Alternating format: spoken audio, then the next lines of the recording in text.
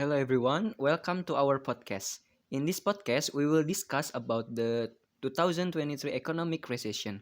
In this podcast, I'm not alone. There are two my friends who will discuss together this problem. Hello, my name is Wiana. Hello, my name is Riana. And my name is Topik Nurasan. So this podcast will be divided to 5 chapters, and the first chapter will be explained by Riana. I will explain why 2023 will be a really scary year. Most of the people I asked, the majority have not been prepared. For example, something happens that we don't expect in 2023. Mr. Jokowi also mentioned it at the BUMN Startup Day, who happened to be the speaker at that time as well. He said 2023 will be a very dark year. I got the stage where nearly 20,000 people die every day because of food. Before I discuss what you have to do, you have to understand what is happening in the world right now. If you understand the economic concept earlier, the country wants money to circulate, so what do they do? Hello, I'm Topik and I will going to add some argumentation. America prints money like crazy. Maybe someone understand. Printing money is as simple as if you open an email, suddenly got an email, here's free $200 for you guys. The question is, where's that money coming from? The fun fact is, America was printing money during the pandemic, far more than what they have printed in the last few decades. As crazy as that. What's the goal? The goal is actually good. Their intention is to give money to people affected by this pandemic. Uh, Number one, let them live, and number two, let them use the money to spin the economy. Let them keep spending. Let them keep investing. Let the money circulate. That's why we'll see during the pandemic everything shut down. Indeed, the stock market crashes like crazy. But according to a strange cave, stock market, the stock exchange is not directly proportional to the economy. How can they recover so quickly? Because the money is there. But actually the topic that I want to discuss, which will be domino for the next few chapters, is not the stock market. Yes, just imagine if people every day get free money without them having to do anything, they will make more irrational decision for the money. One of the options they do to spend money is to invest in the property. You must be thinking, why property? Are you safe? But if you look at all the economic crisis, one of the biggest is the property business, the housing crisis in 2008 and several years before. It might sound like a trivial decision, given free money continues to invest property. It's like just find it. It turns out that it can be one of the things that has a really horrifying impact. Okay, but I'm not going to go into detail now in this chapter because there are several steps that I have to discuss first so that you all understand the full picture.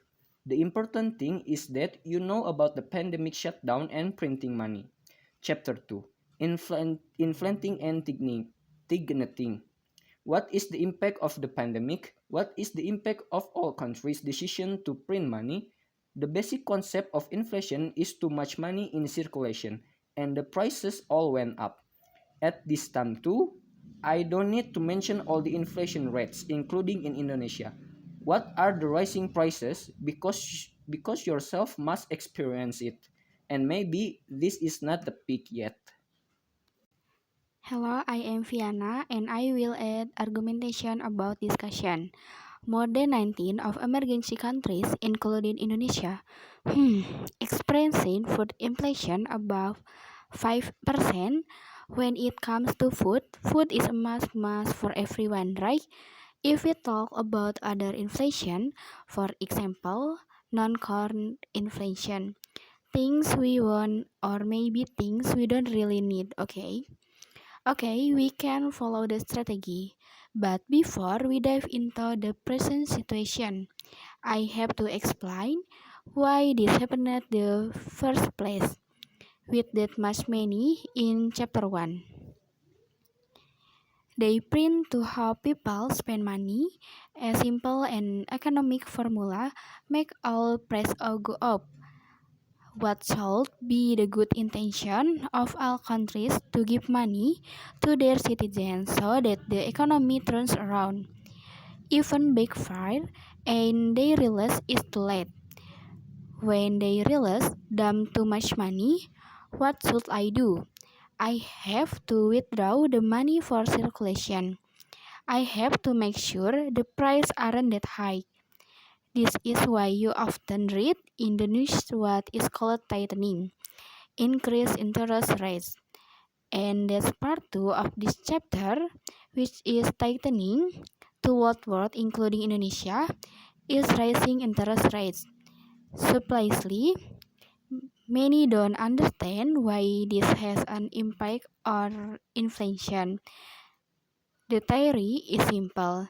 If you raise interest rates, meaning that the minimum interest the bank has to provide, whether is for a loan, whatever is goes up. There must be a reason for people to prefer to put their assets in the bank to assets that are more passive. Then they put their money into the exit. So that's the basic concept. VC investing in startups is a high risk asset. Again, the decision in chapter 2 makes people not want to spend money on high risk one and put it to the lower risk one. Even though it's not a direct implication, it's not really because of this that tech startups and VC are destroyed. But that's part of aftermath. This isn't alright yet. From the pandemic, it has not been resolved, still ups and down, and other. Printing money, inflation has not been resolved. Tightening will increase again and has not to been resolved. The analogy of a country like is like a firefighter. Want to turn off the fire but it doesn't work. So add more gasoline. Actually, not all of this is made chronologically like this month, then to this month. Because chapter 3 takes place before the startup crash, which is the war. Russia and Ukraine, which at first seemed like they would contain the two countries, turned out to have a very big impact throughout the world.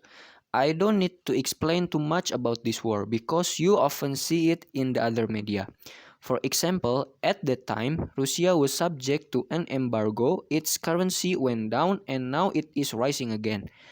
But one of the biggest impacts is the fact that Russia is the pump benzene of the world. Almost all countries in the world depend on oil in Russia, and almost all countries in the world use oil for energy and electricity. Russia is embargoed by many countries. It was made if you work with Russia, you are not our friend anymore. There is one pipe called the Nord Stream. It's a pipeline for oil Russia to Europe. And recently, it seems like there was an accident on the Nord Stream, so we can send oil. Some say it was intentional.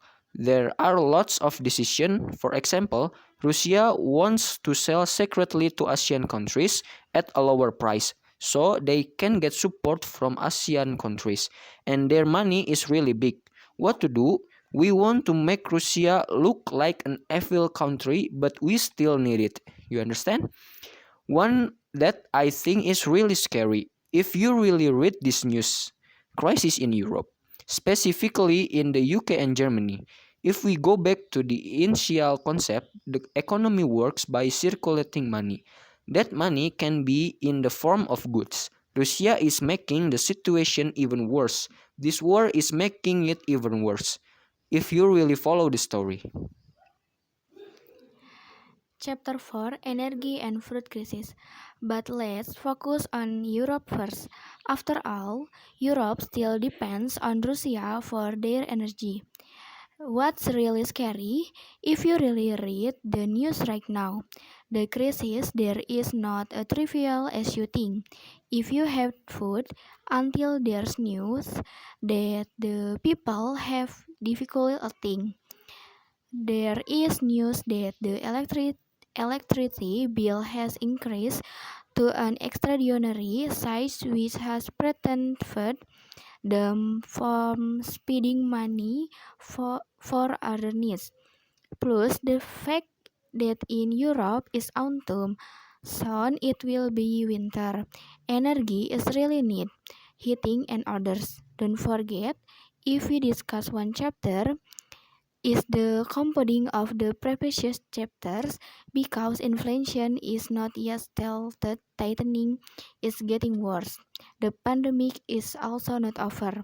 So assume that what I told you from the beginning is piling up. It doesn't mean that it's already done and move on to another story. The energy crisis that occurred in Europe will affect almost all countries. There is no countries in this world like Europe is only Europe, US is only US, Russia is only Russia. As simple as why we discussed the US from the beginning, because the US is one of the strongest economics in the world, and emerging countries like an Asia countries including Indonesia will always follow suit, although not necessarily a direct impact. Well, but chapter 4 actually talks more about the global implication for Europe itself, even though there are some, for example, in Indonesia, fuel prices have gone up.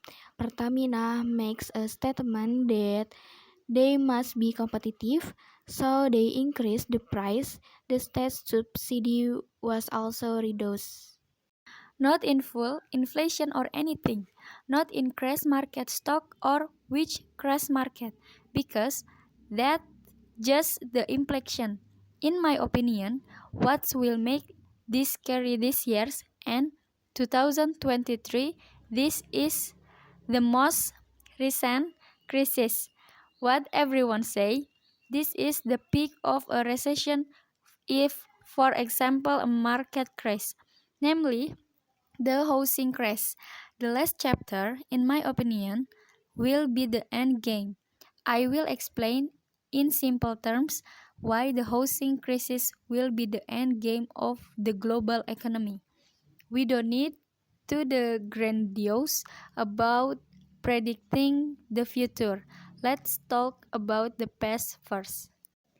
So, the essence of our podcast is so that you understand global conditions as simply as possible so you can prepare. Bye. 4, 3, 2, 1. Close the door.